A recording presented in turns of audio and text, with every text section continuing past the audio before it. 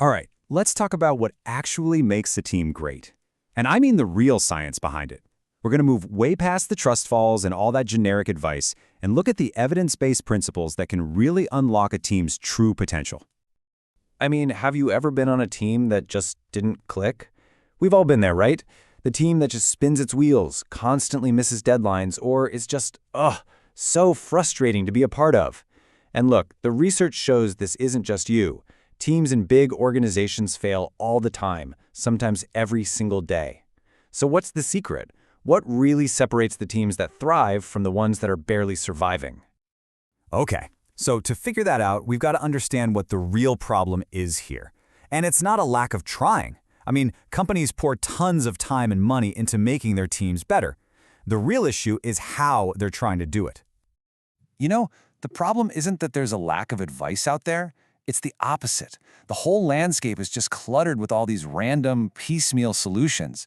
And what happens is, the stuff that's actually backed by science gets mixed in with all these haphazard, feel-good activities that, well, they just don't work. It makes it almost impossible for anyone to tell what's real and what's just noise. So to cut through all that noise, we need to speak the same language. In the science of teamwork, there's a specific term for these actions: Team Development Interventions, or TDIs for short. And let's be super clear, these are not random activities. They are intentional, evidence-based actions specifically designed to alter a team's path for the better.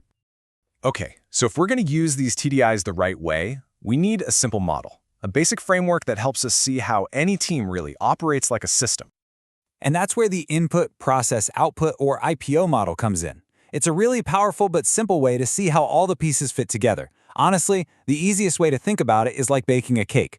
First, you've got your inputs. Those are your ingredients, right? The people on your team, the resources you have, the task you're given. Then you've got the processes. That's how you actually mix everything together, your communication, your coordination, how you make decisions. And finally, you get the outputs. That's the cake. The team's actual performance, how happy they are, the final result. So if that's the system, the big question is, how do we influence it? Well, it's time to open up the TDI toolbox. We're going to look at 10 specific, evidence-based interventions that you can use to target different parts of that IPO model. First up, let's look at the interventions that are all about the inputs. This is about getting the foundation right. So you've got team task analysis. That's literally just figuring out exactly what work needs to be done. Then there's team composition, which is all about getting the right mix of people with the right skills in the room. You also have teamwork design. This is about structuring tasks, roles, and goals so they're crystal clear and actually motivating. And finally, team charters. Think of this as creating a shared playbook from day one so everyone knows the rules of the game.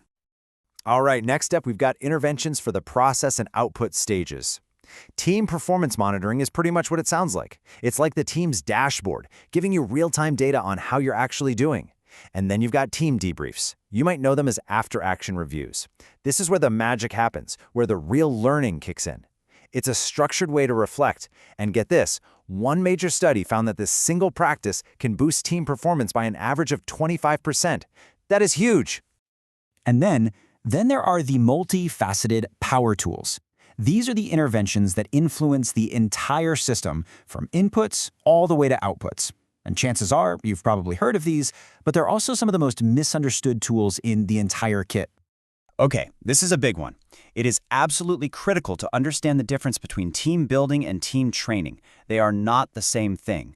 Team building focuses on the interpersonal stuff, how the team feels. It's great for things like building trust and psychological safety. Team training, on the other hand, is all about developing specific knowledge and skills. It's about what the team can actually do. The last couple of power tools here are team coaching, which is where someone directly helps the team make better use of its own resources, and team leadership. This one's pretty straightforward.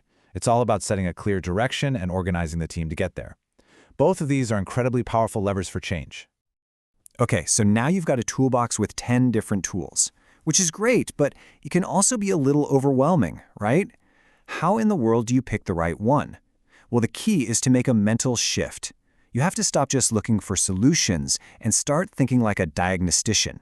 And you do that by asking a few simple but powerful questions.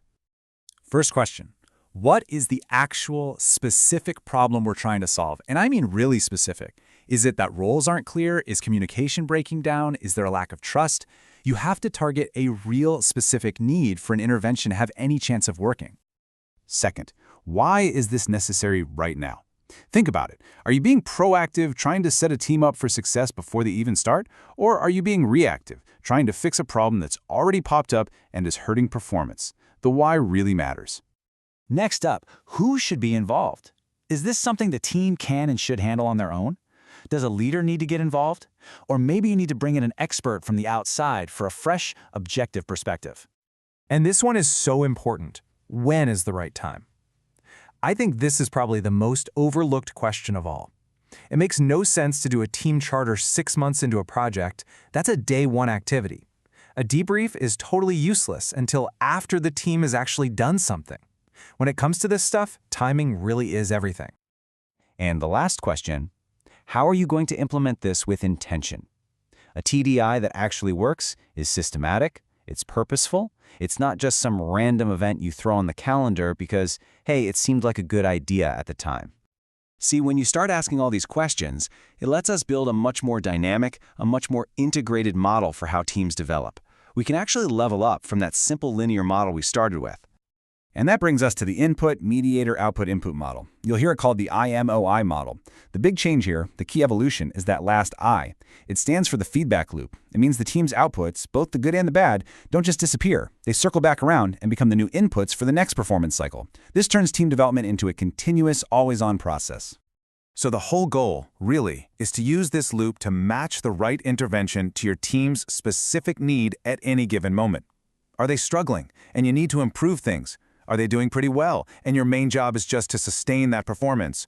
Or are they absolutely crushing it and ready to go to the next level, and it's all about how to maximize their potential? And all of this really leads to the most powerful mindset shift of all. If you want to build and lead truly great teams, you have to stop acting like a typical manager and start thinking like a team doctor. Think about it. Your job isn't just to throw random solutions at a problem and hope one of them sticks. No way. Your job is to be like a doctor, to carefully diagnose the symptoms, to really dig in and understand the root cause of what's going on. And only then do you prescribe the right evidence-based treatment for that very specific situation. So, as we wrap this up, I want to leave you with one final question to really chew on. If you were to be a team doctor for your team, if you were to carefully diagnose its inputs, its processes, and its outputs, what's the one prescription, the one evidence-based intervention that needs most right now?